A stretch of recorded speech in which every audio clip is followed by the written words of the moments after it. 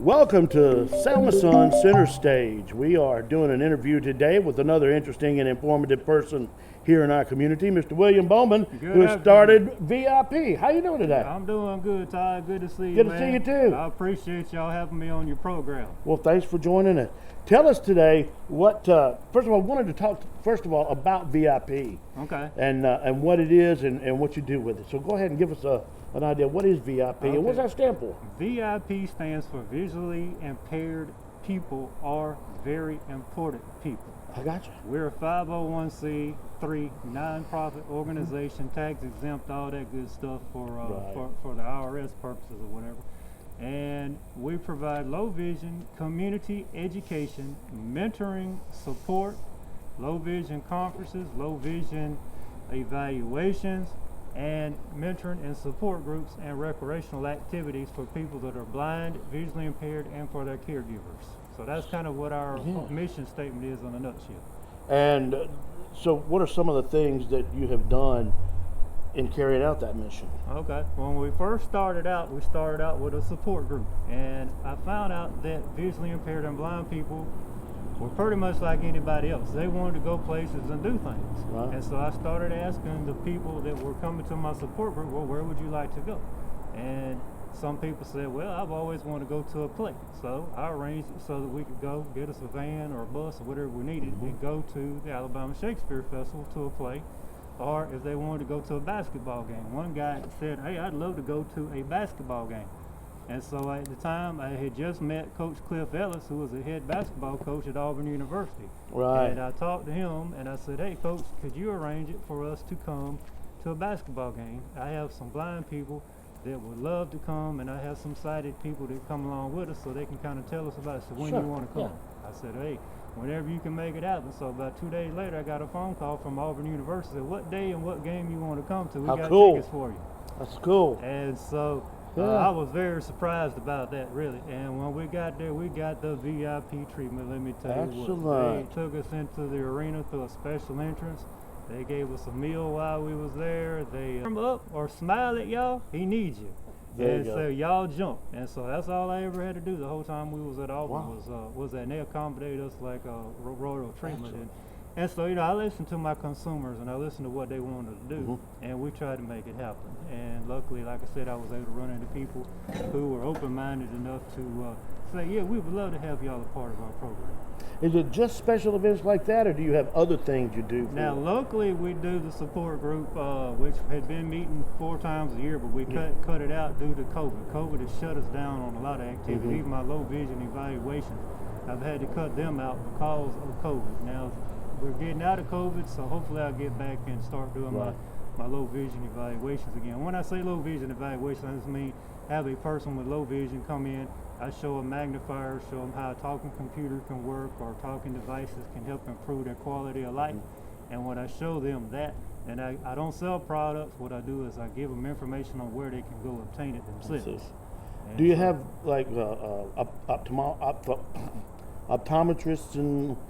We're connected with all the eye doctors in Selma and all around the state of Alabama. So I can make referrals to any eye doctor that somebody needs to go anywhere, because VIP has grown from just a local organization now to statewide to a national organization. Really? Because I get so many calls for referrals on products and stuff. We do information referrals too, which I failed to mention in my mission statement, but we do information referrals. So I get people calling me or sending me messages from overseas, and I'll be darned. And it's amazing what the internet has done, because when people start typing in visually impaired or whatever, we pop up in that search engine, and so when that pops up, then I start getting those referrals. So we probably, I don't know how many people we help a year. I mean, I couldn't tell you the actual number. I have statistics, can go back and see what all I've done and where I've gone, but I haven't really sat down because I don't have time for all that. Yeah. My time is focused on what I got to do today and tomorrow. I ain't worried about what I did in the past, because that's in the past. I'm kind of like Nick Saban, the football game last week is over with. I got to worry about this week. There you go. that makes sense too. Yeah. So do you have, you said you're going to get back into some things now that COVID is we're gonna try to get our support group up and running again.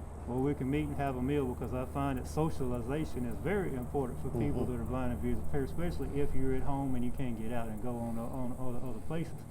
One of the things I'm working on now is transportation, so that we can transport people that need a ride to that, and that's the biggest problem that I've had, is trying to find people that will come on board with us and help get people from point A to point B, because we're dealing with people with low income. They don't have $100,000 coming in a year. I mean, you're talking about somebody may have $600 to $900 a month coming in, that they got to pay their light bill, insurance, and phone bill, everything, groceries, medical stuff, all that kind of stuff.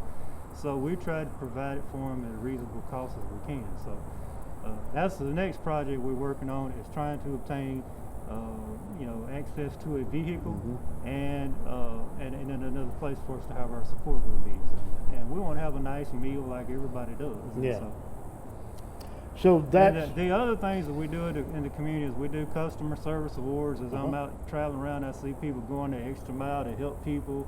I'll give them an award. It don't have to be for just William Bowman they helping. They may be helping other people we don't even know about. But when I see somebody that goes the extra mile, we give out customer service awards in stores. I give out a patient care award that's given out to people that like doctors or staff members, med tech people in doctor's office. It don't have to be just eye doctor's office. It can be anywhere.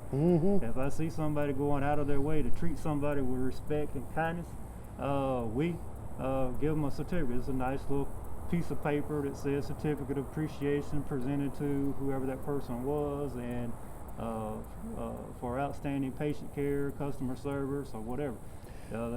This past week we gave out an award to the St. James for National Hotel Appreciation Worker Day to a young lady, Aisha Kelly, and that's on our Facebook page, or on my Facebook page now, where we presented her for going out of her way to help out somebody that had a special need.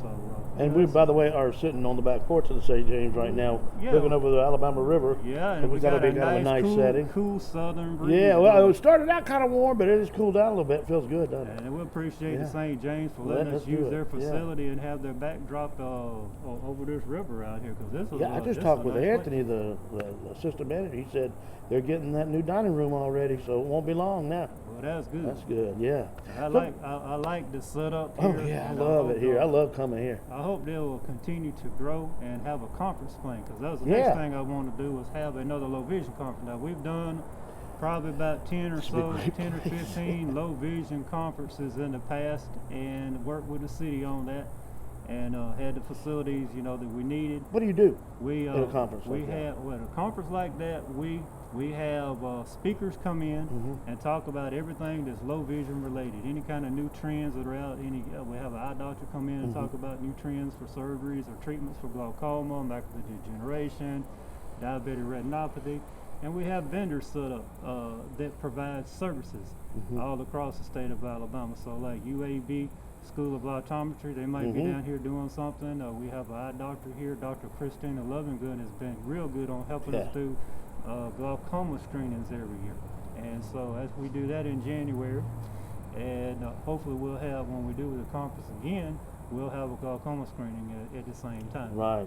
And then we have all kind of low vision technology where people can come out and actually see stuff, like everything from a basic handheld magnifier to a computer generated magnifier. And a screen reader program and any other kind of services that are out there. And all this stuff is available through VIP, but how do people get in touch with VIP? Well, VIP is easy to get in touch with. You just call my telephone number, which is 334-354-4015. Okay. You can visit our website at visuallyimpairedpeople.org, and you can visit our Facebook page, which is VIP Organization Incorporated. Now that's our legal corporate name, is VIP Organization Incorporated. It breaks down to the acronym VIP as being Visually Impaired People Organization. Right. And how long have you been doing this? I started back in 1996, and we've been a nonprofit since 1998. Wow. You've been doing it quite a while. Yep. What are some of the things that you have coming up in the future? Well, what are you looking toward? Do you have a timetable for starting back? Yeah, some of the other things. We're going to start some stuff in October. We have a White Cane Appreciation Day, which is a White Cane Walk, That's basically what it is. And so we're going to do a walk from the foot of the bridge to the St. James Hotel, and then we're going to come in and have a speaker talk about what the white cane is all about. And that's white cane, like what people cane. use the walking cane, right? There's different colors of the cane, and different colors mean certain things to different people. Oh, really? And we'll talk about the history of the white cane and why some people use them, some people don't. And some people use a guide dog, some people don't. Right. A lot of stuff like that. And that's all coming up in October? That'll be coming up in October. I think the actual date for that is October the 14th. Well, we do need to talk again then in October about that and get more details. Yeah. And talk about that some more. But that's a future activity. Then we're going to get back with our support group meetings as well, hopefully this year, and get people back together and have a meal and fellowship together. And then we hope to, start planning for our conference season for next year, and hopefully we'll be able to have a nice workshop come to Selma. Do you think next year you'll be back to a full schedule of events? I don't know. It just depends on these COVID numbers and how well people want to come together. You know, so many people that are in my group all have multiple different kind of health issues, and so we're putting people at risk to try to come together. Finding out, what people are willing and ready to do is going to be important to starting back. And that's it. And that's what I've been doing for the last couple of months. I've just been talking to people about what they want to do versus what they want to do. Do they want to gather together? Where would they like to gather together and have a meal or whatever? And so, do you do any of your gatherings outside of Selma? We used to, like I said, we was traveling all over the state, from Auburn to Montgomery. I did a conference at Gulf Shores one time. Wow. We took a whole busload of people down to Gulf Shores. And like I said, I just try to listen to what my consumers say. And I said over a period of time, out of 12 months out of the year, everybody should have something that they wanted to do. Yeah. So once again, why don't you tell us how to get in touch with VIP and get in touch with you? Okay. So we can get in touch and take advantage of it. Take advantage of it. And if you want to make donations, it's tax deductible. So we are needing donations. I'm going to tell you, that's the biggest thing right now. What kind of donations do you need? We need money. Do you need things? We need money. We need things. We need all kinds of stuff because of the fact that COVID has shut us down on doing fundraisers and being able to raise money like we need to be able to raise. Everything's gone up, in other words. Yeah, very much so. When gas prices go up to $5-6 a gallon, you can't do a whole lot of stuff. Right. Everything is going up. So it all depends on that. If all the variables come back to where it needs to be, then we should be able to start back providing our services. But like I said, the community needs to come together and realize that there's more people that are blind or visually impaired beside this William Bowman. I started the organization for the simple fact that when I started trying to research and find where this information was, it was all hidden. And so I said, no, this needs to be to the forefront. But donations is what is very important to be able to keep us floating so that we can provide the services as low cost as if no cost. And for the donations and to get information once again, you need to contact me at, you can contact me at 334-354-4015, or we can contact me at visuallyimpairedpeople.org. That's our website. Yeah. So, like I said, it takes money. I don't get this big federal money like some of these organizations that y'all promote and other organizations that are out there. We're strictly from your mom and pop folks around here and any political leader that decides to donate out of a discretionary fund. We don't get state funding. We don't get federal funding. Right. It's all donations. Well, great. Well, William, I appreciate you spending time. Is there anything else you wanted to bring up first? Well, the only thing I wanted to bring up was we just want the community to realize that visually impaired people are important people in the community. We have spending power. We want to be able to buy stuff.